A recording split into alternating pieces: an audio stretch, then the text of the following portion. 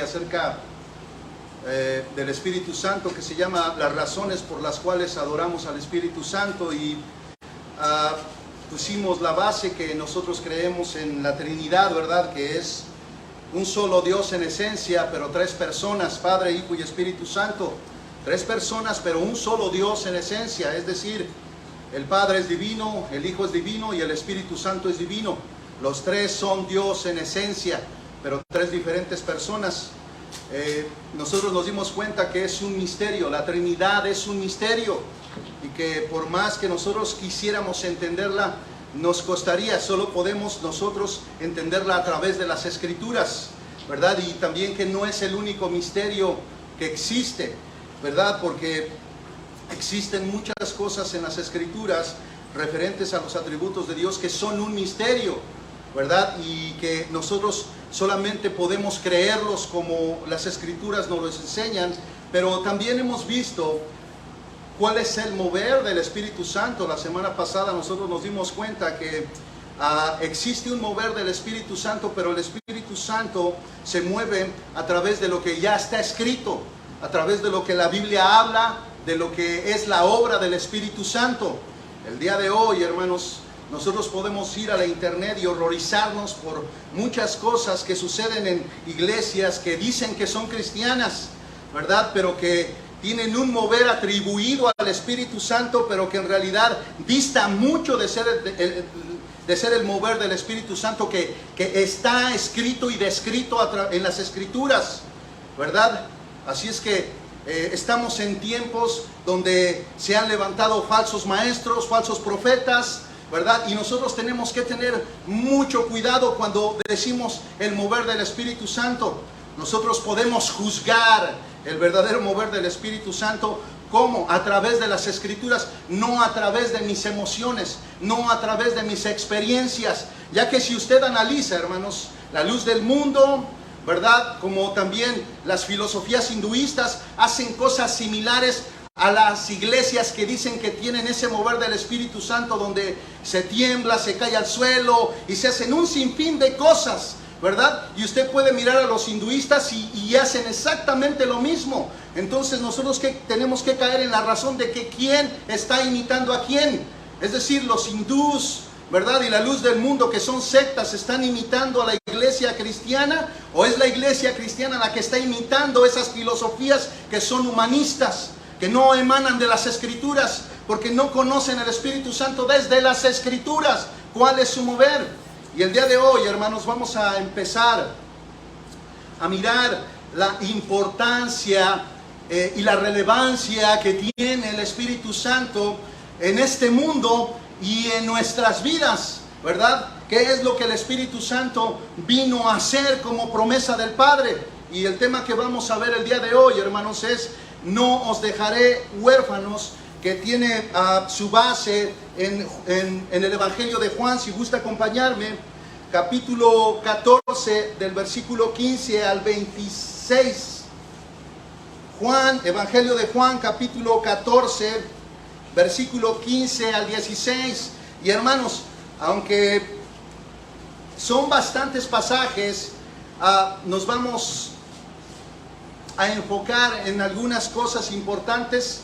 No vamos a poder desarrollar hasta el versículo 26 en la secuencia en que está escrito por cuestión de tiempo, pero lo haremos consecuentemente, ya que nos vamos a dar cuenta, hermanos, que Jesucristo comienza a hablar del Consolador, que es el Espíritu Santo, en el capítulo 14, en el capítulo 15 y en el capítulo 16. En 3 capítulos Jesucristo está hablándole a sus discípulos de la importancia que tiene que el Espíritu Santo venga.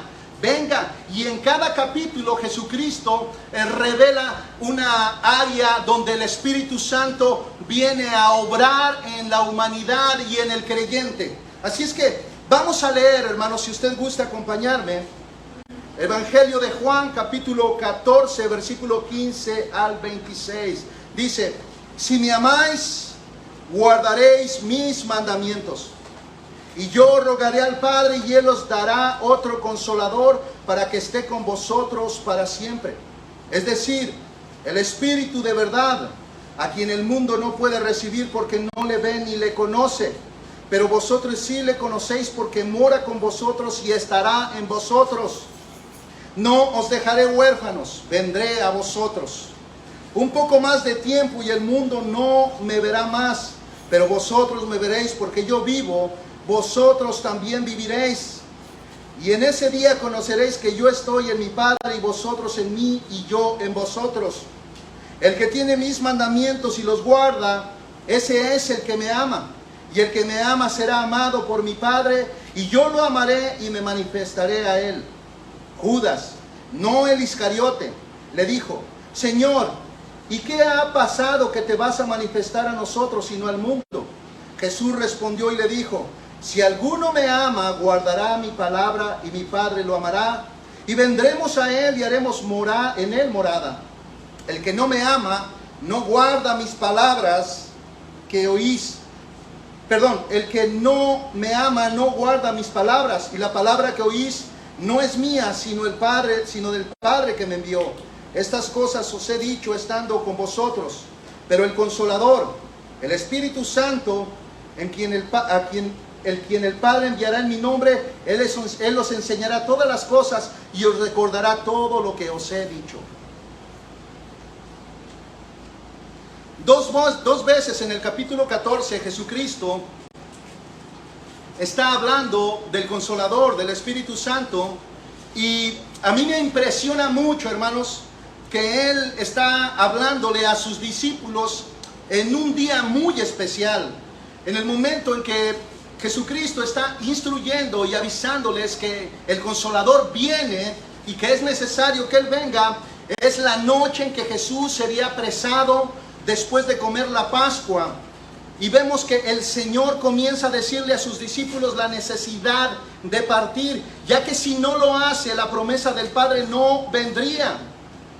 Y la promesa del Padre, hermanos, no es otra más que la promesa de que el Espíritu Santo vendría. Y aunque Jesús hace ver en el capítulo 14, 15 y 16 que es mucho mejor que el Consolador venga a este mundo y a la vida del creyente, nosotros nos vamos a dar cuenta que para los discípulos es muy difícil asimilar que Jesucristo partiera, que Jesucristo los dejara, porque ellos lo amaban. Y sucede algo similar con los que saben que va a partir o que va a morir algún familiar. Están preocupados, no pueden aceptar, les cuesta trabajo asimilar que algún ser amado ya no van a poderlo ver más como ellos acostumbraban. Y eso es lo que está sucediendo con estos discípulos. Después de comer la Pascua, Jesús les está diciendo: es necesario que yo me vaya para que el Consolador venga.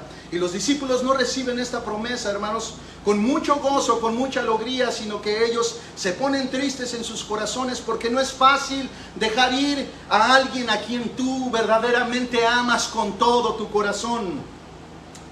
Pero algo hermoso es que Jesús, que conoce los corazones, al ver que esta noticia no es recibida con nada de gozo por parte de los discípulos, Él entiende que lo aman y les dice en el versículo 15 del Evangelio de Juan: si me amáis, guardaréis mis mandamientos. Si me amáis, guardaréis mis mandamientos. Nosotros podemos ver aquí que el Señor toma ese momento después de comer la Pascua y les dice a sus discípulos que el amor que le tienen debe seguir manifestándose en la obediencia, aun cuando Él no esté ya más con ellos. Les dice que vendrá otro Consolador. Esto a nosotros nos da la idea de lo que Jesús era para ellos, un Consolador también. Y porque ellos no podían verse a sí mismos de la misma manera sin Jesucristo.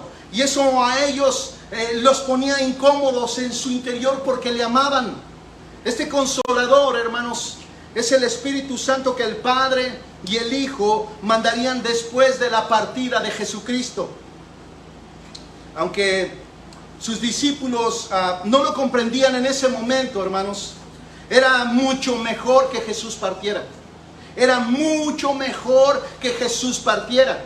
Yo no sé si usted se ha imaginado ponerse en lugar de los discípulos y recibir la noticia después de que usted estuvo 3 años con Cristo, caminando con Él, viviendo a la sombra de Jesucristo, a la protección de Jesucristo, bajo la bendición de Jesucristo, y que en el dado momento Él le diga: yo me tengo que ir, yo tengo que partir, es mejor que yo me vaya. Bueno, a ellos les costaba entender mucho, imaginarse a sí mismos sin el Señor. Y Jesús sabe que cuando Él muera, muchos de sus discípulos estarán muy tristes, algunos decepcionados y confundidos. Y esto nosotros lo podemos ver ilustrado con los que iban camino a Emaús después de que Jesucristo fue sepultado, ¿verdad? Ellos iban tristes y confundidos hasta que Jesús se les revela a ellos resucitado. Jesús había ganado, hermanos, el corazón de sus discípulos. Escuche, a lo que Jesucristo vino es a ganar el corazón de pecadores para hacerlos discípulos. Y sus verdaderos discípulos se caracterizan por amar a Jesucristo. Nunca lo abandonan permanentemente. ¿A qué me refiero con que los verdaderos discípulos de Jesucristo nunca lo abandonan permanentemente? Bueno, es que existe la posibilidad de que un verdadero cristiano, en algún descuido de su corazón, comience a desviarse del recto camino de la palabra de Dios y del congregarse. Entonces, posiblemente lo atrajo a alguna persona, o posiblemente lo atrajo la avaricia, la codicia, el amor al dinero, y su corazón comenzó a sacarlo de las cosas del Señor y de la iglesia. Pero tarde o temprano el mismo Espíritu, el Consolador que se nos fue dado, Él lo atraerá nuevamente al lugar que corresponde, el cual es la iglesia. Que no es un invento de ningún pastor, sino que es lo que Dios designó para tratar con la vida del verdadero creyente. El verdadero creyente no debe de dejar de congregarse, hermanos, como algunos tienen por costumbre. Hebreos 10 lo dice, hermanos. El verdadero creyente tiene que regresar al redil tarde o temprano. A eso me refiero con que los verdaderos discípulos no abandonan a Dios permanentemente. ¿Por qué digo permanentemente? Porque Jesucristo dijo en Juan 10 que las ovejas que el Padre se las dio, nadie se las arrebatará de su mano. Nadie se las arrebatará de su mano. Y en esto podemos contar el mundo, el pecado y Satanás. Las ovejas que son de Dios y nadie se las puede quitar. Eso es lo que las Escrituras dicen. Por esta razón, hermanos, Jesús les dice a sus discípulos en el versículo 15 del Evangelio de Juan, capítulo 14: si me amáis, guardaréis mis mandamientos. Tenemos que mencionar la forma negativa en que a veces se entienden estas palabras de Jesús, hermanos. Primero, Jesús no está poniendo como un requisito que para amarlo los discípulos tenían que obedecer sus mandamientos, porque esto sería que nosotros anduviéramos por obras y no por fe, hermanos, lo cual contradice las Escrituras. Segundo, ni siquiera está diciendo si me aman tienen que demostrarlo obedeciendo, porque nuevamente, hermanos, caeríamos en las obras y no en la obra del Espíritu Santo que regenera nuestras vidas y nos lleva a andar por fe, no por vista. Entonces tenemos que eliminar estas dos conclusiones a las cuales muchas veces llegamos cuando leemos en este versículo 15: si me amáis, guardaréis mis mandamientos. Entonces, hermanos, primero, no es un requisito de que para amar a Dios tengo que obedecerle, ¿verdad? Segundo, ni siquiera está diciendo si me aman tienen que demostrarlo así de una forma impositiva. No, Jesucristo no lo está haciendo de esa manera, hermanos. Es de hecho todo lo contrario. Jesús sabe que sus discípulos lo aman y por consecuencia obedecerán sus mandamientos. Por consecuencia. Y hermanos, preguntémonos algo: ¿acaso no es esto lo que sucede cuando nosotros amamos a alguien? ¿Acaso no deseamos agradarlo en todo? Bueno, es lo que Jesucristo está implicando en el versículo 15, que los que lo aman van a tener el deseo genuino y sincero de querer agradarlo, y esto implica obedecerlo, porque lo que Dios quiere de sus hijos es obediencia, y sus hijos que aman al Padre quieren obedecer a su Padre. Son sinceros en este sentir de querer obedecer al Padre. Así es que nosotros vemos aquí algo completamente diferente, que es todo lo contrario. Jesús sabe que sus discípulos lo aman y por consecuencia obedecerán sus mandamientos. Hermanos, es el amor al Señor el que los mueve a obedecerle. No se sienten obligados ni forzados a obedecerle. En primera de Juan capítulo 5 versículo 3 dice: porque este es el amor de Dios, que guardemos sus mandamientos, y sus mandamientos no son gravosos. Sus mandamientos no son gravosos. Para un verdadero cristiano que ama a Dios, los mandamientos de Dios no son gravosos. ¿Qué significa la palabra gravosos? No son pesados, no son difíciles. ¿Y sabe qué es lo que los hace como un yugo fácil de llevar, hermanos? El que amamos a Dios, el que ama a Dios, sus mandamientos no son pesados. Pero cuando un cristiano se está alejando de Dios, eso significa que no lo está amando, hermanos, porque no obedece. Entonces a él se le hace muy difícil obedecer la palabra de Dios, pero no es porque la palabra de Dios sea difícil de obedecer, sino porque él ya está dejando de amar a Dios a través de la desobediencia. Así es que también podemos ver que aunque también Jesús sabe que la obediencia de todo verdadero discípulo no es perfecta ni es natural. Hermanos, Jesucristo sabe que el verdadero creyente, por más que se esfuerce, su obediencia no puede ser perfecta porque todavía existe un remanente de pecado en su carne. Pero al mismo tiempo tenemos que aclarar que la obediencia de un verdadero cristiano, aunque ame a Dios con todo su corazón, no va a ser natural, hermanos. La obediencia no va a ser natural. Natural es que nosotros pequemos, hermanos. Eso nos sale muy natural. No tenemos que ir a clases de ninguna manera para pecar, hermanos. Nacemos en pecado y vivimos en pecado, hermanos. Nuestra tendencia siempre es hacia el pecado. Pero si nosotros queremos agradar a Dios, es solamente amándolo, hermanos. Amándolo hasta que esa obediencia se haga sincera en nuestros corazones por medio del Espíritu Santo de Dios en nuestras vidas y nosotros podamos obedecerlo. Es por eso que debemos observar el versículo 15, hermanos, como un imperativo que no pone en duda el amor de sus discípulos, pero que sí demanda un esfuerzo por obedecerle. Escuche lo que dice la Nueva Traducción Viviente respecto al versículo 15. Dice: si me aman, obedezcan mis mandamientos. Esto es un imperativo, hermanos. Es un imperativo, es un mandamiento. Si ustedes me aman, obedezcan mis mandamientos. Jesús sabe que sus discípulos realmente lo aman, no hay duda, como resultado de que Él los amó primero. Es decir, nadie puede amar a Dios si Dios no lo ama primero. Nosotros amamos a Dios porque Él nos amó primero, hermanos. Él no duda de ese amor, porque sabe que en el interior del creyente todavía existe un remanente de pecado que intenta alejarlo de la verdad.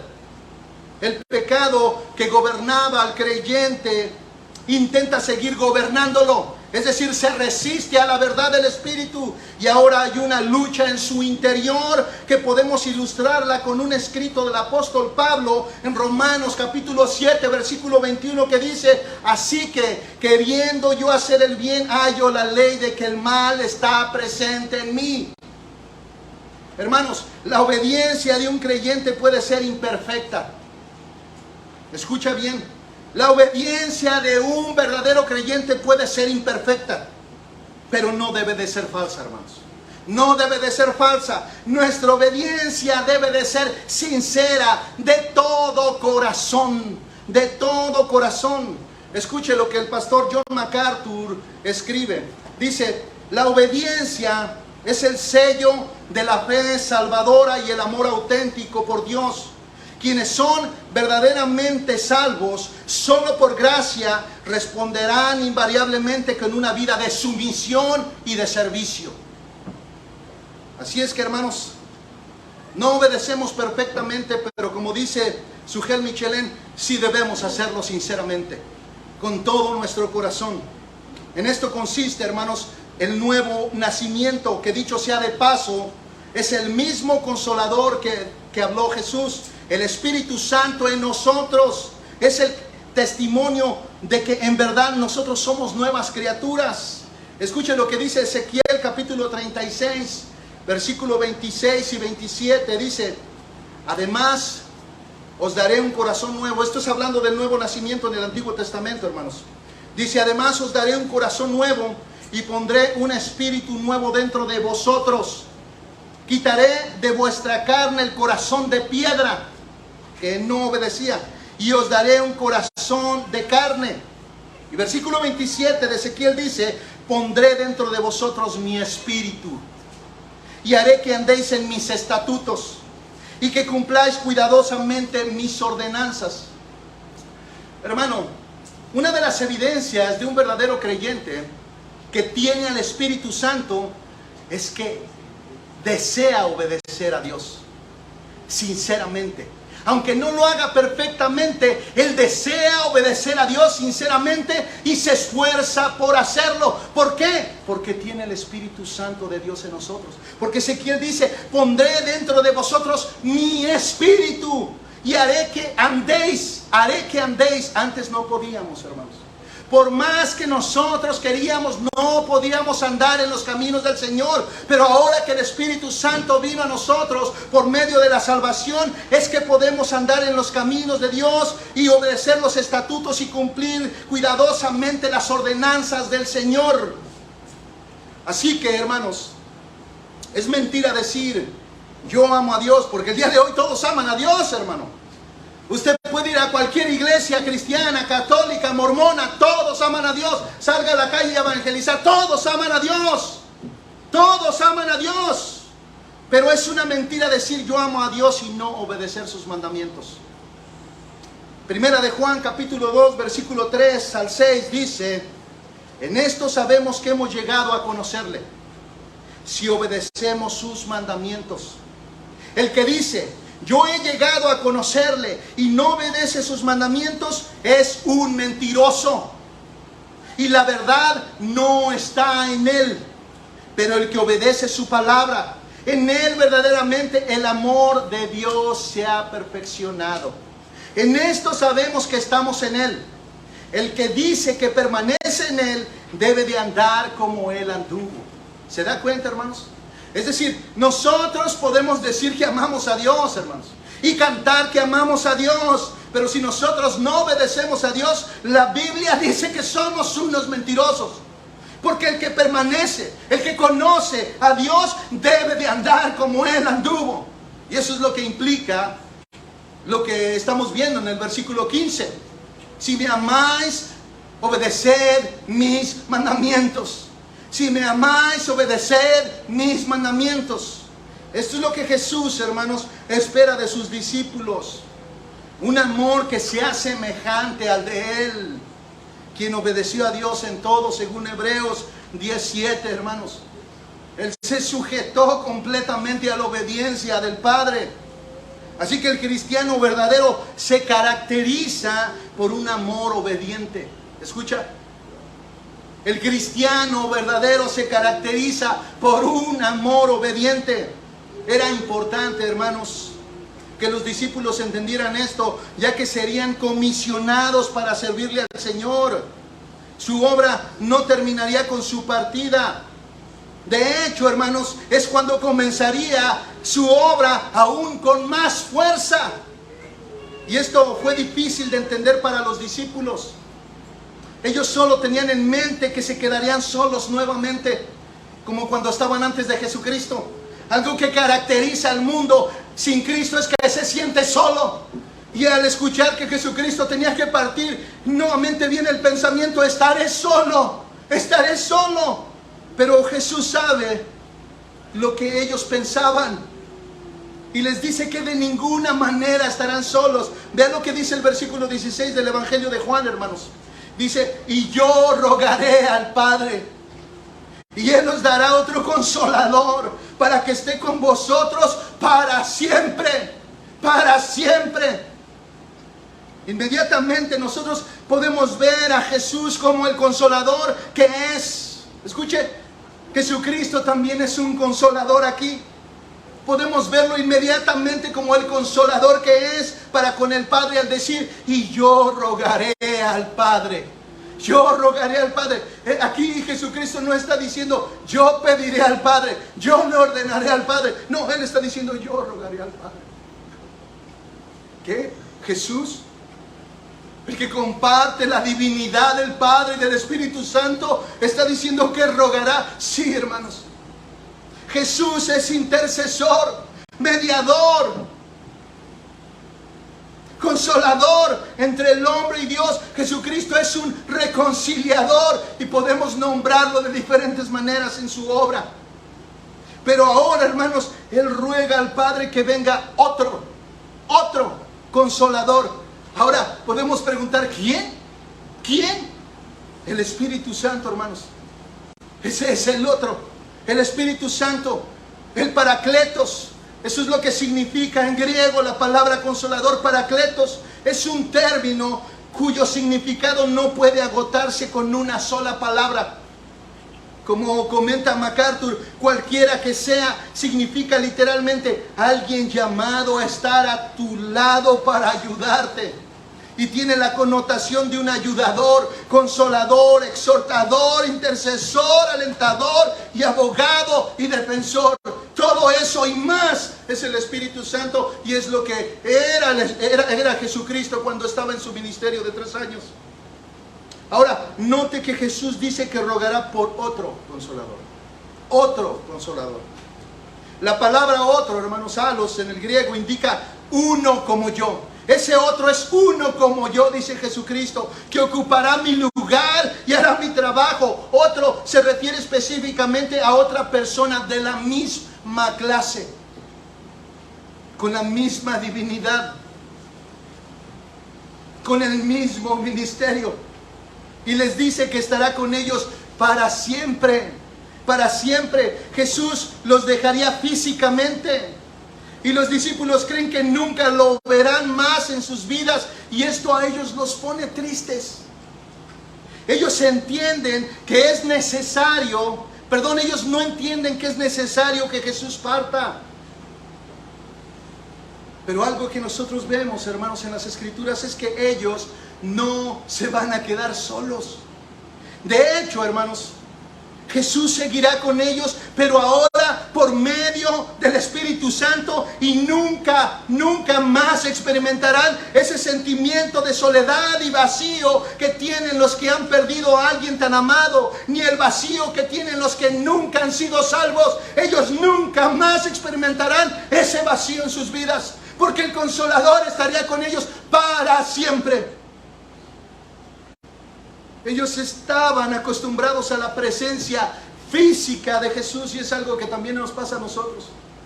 Nos acostumbramos a lo que podemos ver, nos acostumbramos a lo que podemos tocar, y cuando no lo tenemos o sabemos que lo perderemos, sufrimos. Nos cuesta asimilar que estaremos sin aquello que amamos.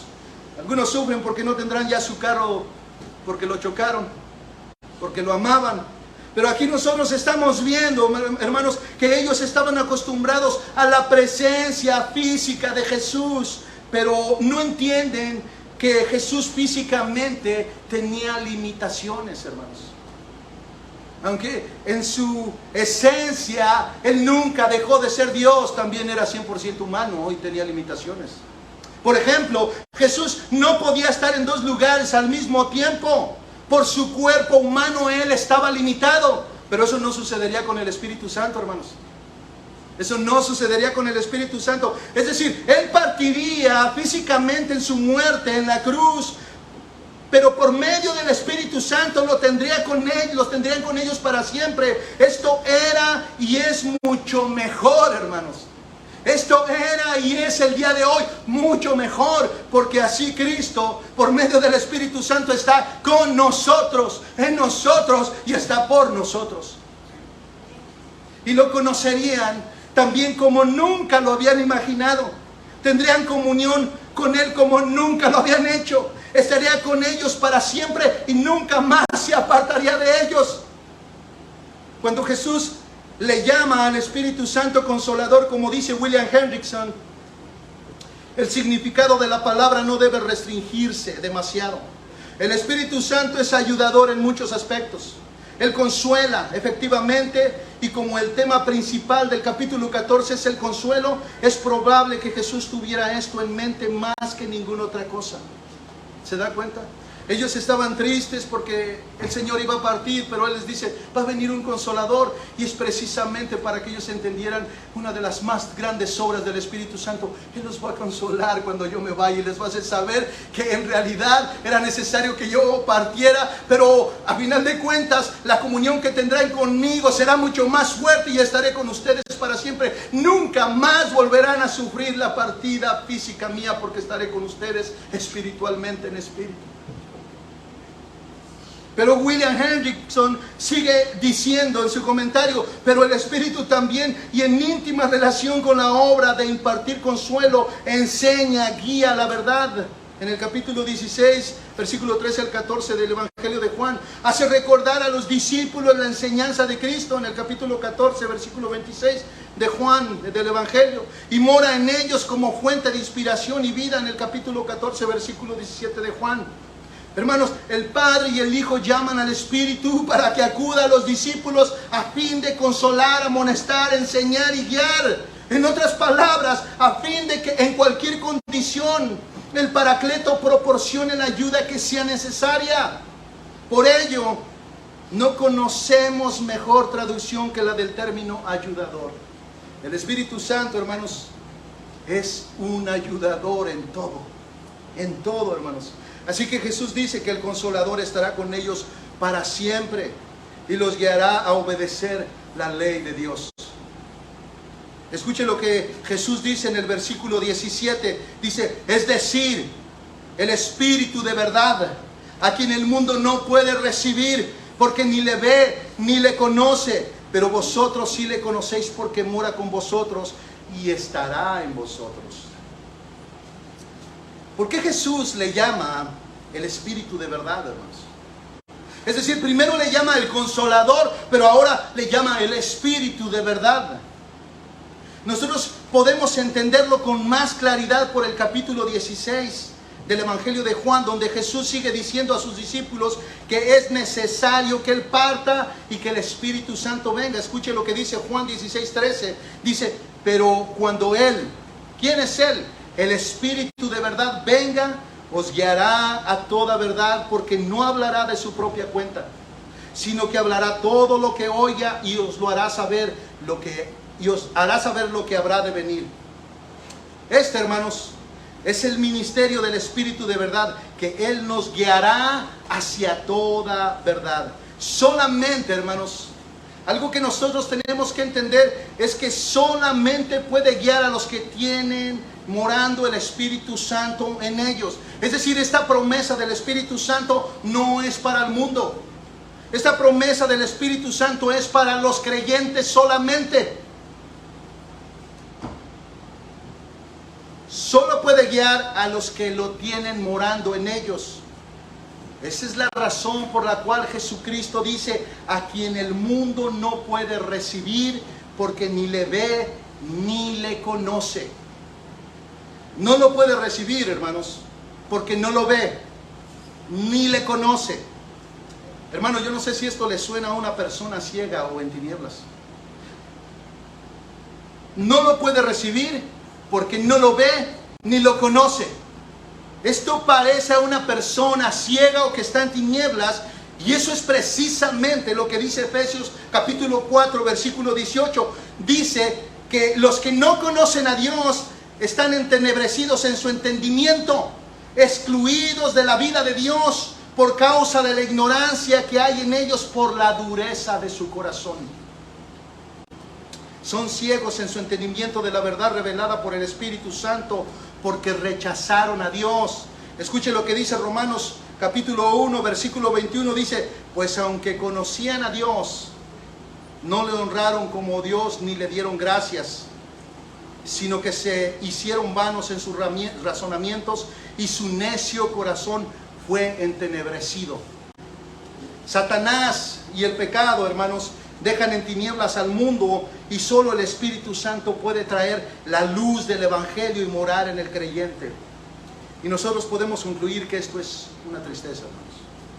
Es triste que el mundo esté en tinieblas cuando la obra de Jesucristo en la cruz del Calvario trajo como consecuencia la promesa del Espíritu Santo para alumbrar a todos a través del Evangelio de Jesucristo. Imagine, por favor, hermanos, gente que nació en una caverna y todo lo que conoce es oscuridad y no quiere salir de ella porque en ella se siente confiada y, por decirlo de alguna manera, se siente feliz porque es todo lo que conoce y lo que le da seguridad.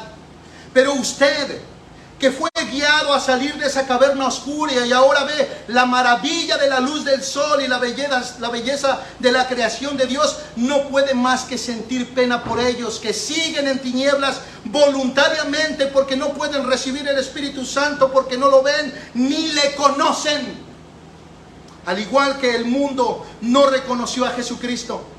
Quienes no han sido regenerados no pueden entender la verdad espiritual. Pablo escribió de esta manera: el hombre natural no percibe las cosas que son del Espíritu de Dios, porque para él son locura, y no las puede entender porque se han de discernir espiritualmente. Primera de Corintios capítulo 2 versículo 14.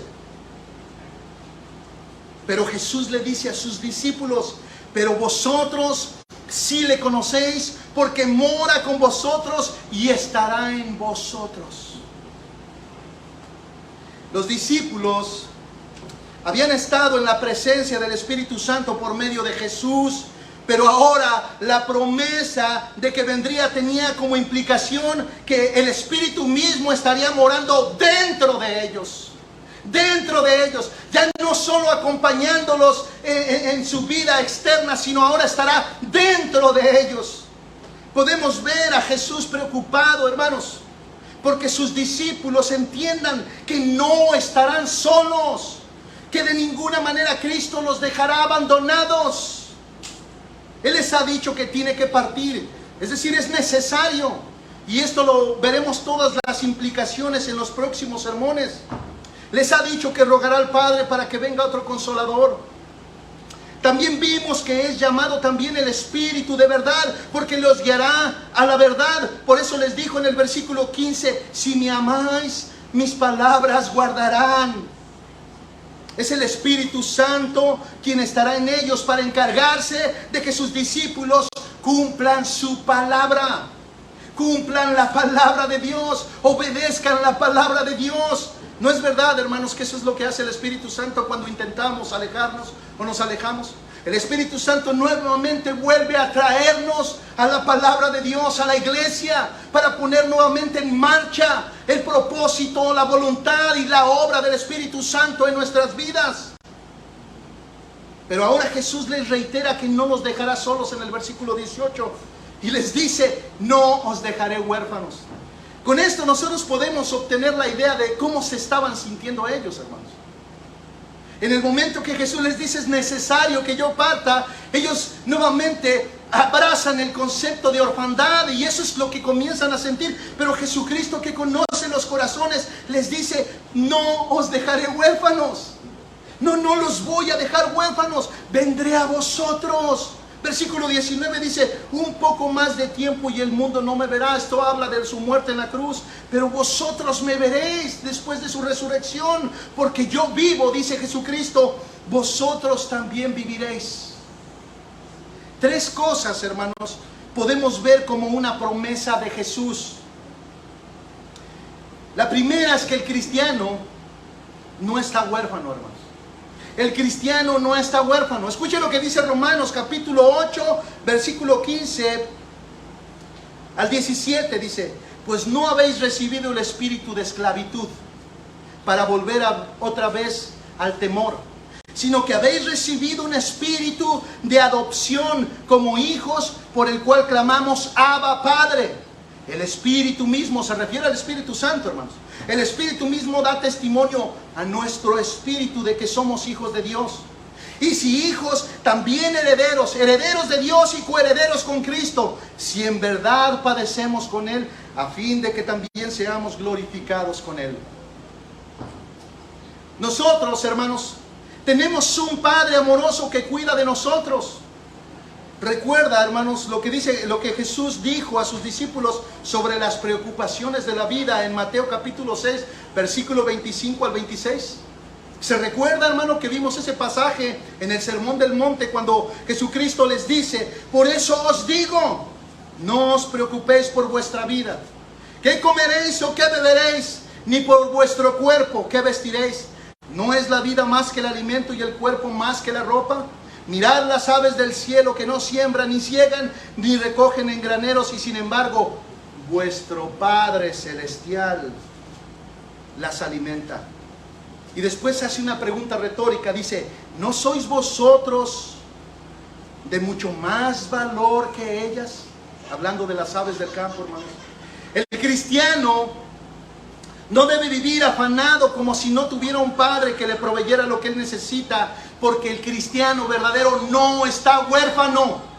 Mateo capítulo 6, versículo 32 dice: porque los gentiles, escuche, los paganos, los inconversos, buscan ansiosamente todas estas cosas. ¿Cuáles? Las cosas materiales, el dinero, por avaricia. Dice que vuestro Padre Celestial sabe que necesitáis todas estas cosas. Hermanos, el Señor sabe que tú necesitas. Él sabe que necesitas alimento, necesitas vestido. Él sabe que si tu carro está a punto de descomponerse, Él sabe todo eso. Pero ¿qué es lo que nos dice en el versículo 33? Pero buscad primeramente su reino y su justicia, y todas estas cosas os serán añadidas. Hermanos, nosotros no estamos huérfanos. Nosotros no estamos huérfanos. Nosotros tenemos al Padre, al Hijo y al Espíritu Santo obrando en favor de nuestra santificación, obrando a favor de nuestra vida cristiana. Jesús también dice que Él vendrá a nosotros. Él dice: y vendré a vosotros. Un poco más de tiempo y el mundo no me verá, pero vosotros me veréis, dice Él. Vosotros me veréis.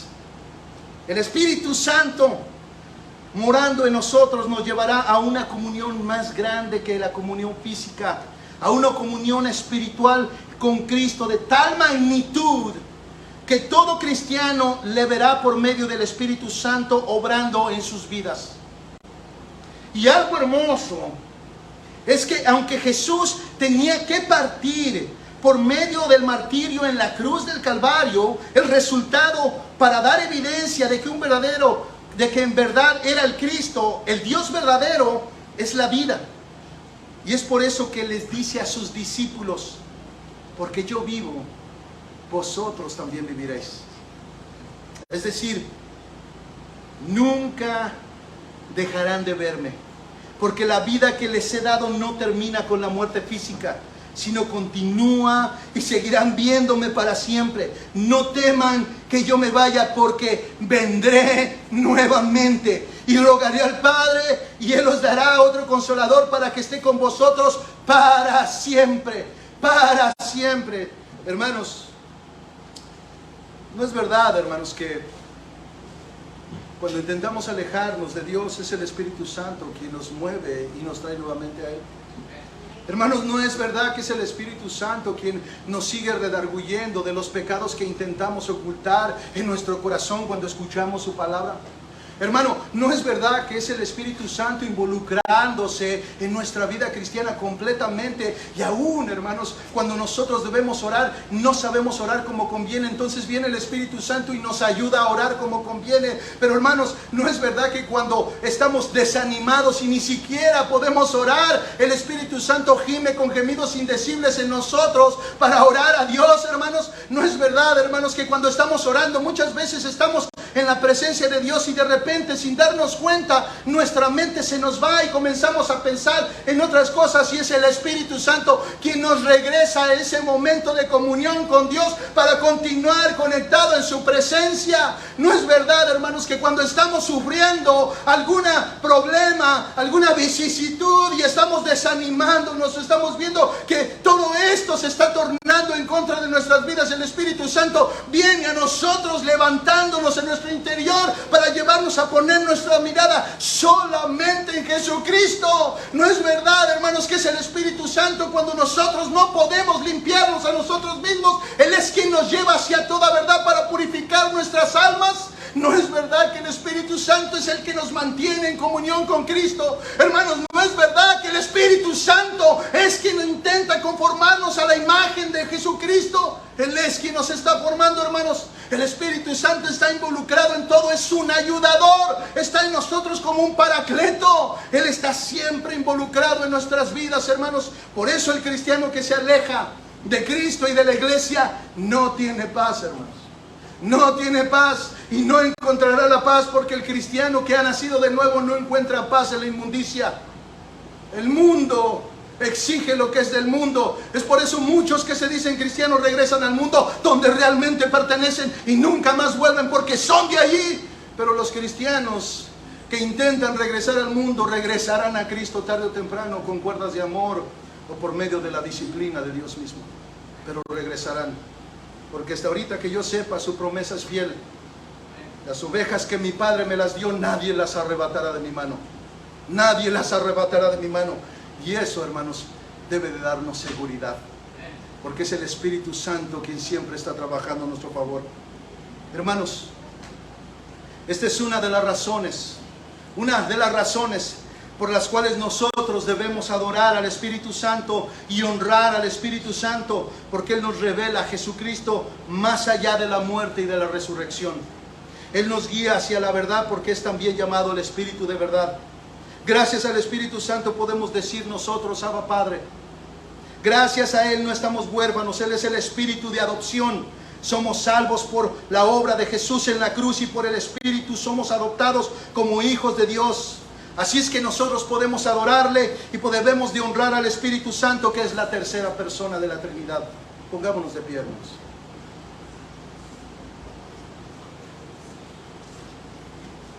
Mi amado Jesús, no podemos comprender lo que los discípulos estuvieron pensando en el momento que tú les decías que era necesario partir. A través de las Escrituras podemos darnos cuenta que ellos estaban preocupados por sí mismos y al mismo tiempo estaban tristes porque no te tendrían ya más y no podían imaginar la magnitud de tu partida, oh Dios.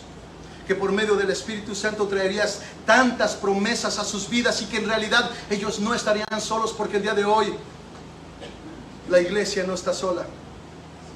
El día de hoy el Espíritu Santo habita en la iglesia y se mueve dentro de la iglesia, edificando la iglesia, conformándola a la imagen y semejanza de Jesucristo. Nosotros podemos honrar al Espíritu Santo y darle gracias por todo lo que Él hace. A veces ni siquiera conciencia tenemos de todas las obras del Espíritu Santo que Él está haciendo por regresarnos a la palabra, por regresarnos al diseño original del matrimonio, del hombre, de la mujer, del diseño original que realmente Él tenía planeado antes de la caída de Adán y Eva. Es el Espíritu Santo quien se movió al inicio de la creación y se sigue moviendo en la regeneración de los hijos de Dios. Es el Espíritu Santo, la tercera persona de la Trinidad, la más olvidada en estos tiempos, a la cual queremos honrar. Queremos y oramos por un mover del Espíritu Santo, pero un mover del Espíritu Santo que sea de acuerdo a la palabra. No queremos imitar ninguna filosofía ni ninguna religión. Queremos el mover del Espíritu Santo transformando, cambiando vidas, creando la imagen de Cristo en nosotros. El que le ama debe vivir como Él anduvo. El que me ama, mi palabra obedecerá. Oh Dios, Jesús, que tu Espíritu Santo nos ayude. Que tu Espíritu Santo nos ayude. Te ruego que nos ayude tu Espíritu Santo en todas nuestras luchas contra el pecado. Que tu Espíritu Santo siga formando en nosotros a Jesucristo. Oh bendito Espíritu Santo, sigue moviéndote dentro de la iglesia bíblica, gracia sobre gracia. Sigue obrando en nuestros corazones, transforma nuestras vidas, atráenos hacia Jesucristo para poder mirar su imagen y poder medir la nuestra y ver qué cortos estamos de Él, pero no alejados de Él. no separados de Él, sino por medio del Espíritu Santo y su poder hacernos semejantes a Él. Ayúdanos, oh Dios. Te lo pido en el nombre de Cristo Jesús. Amén.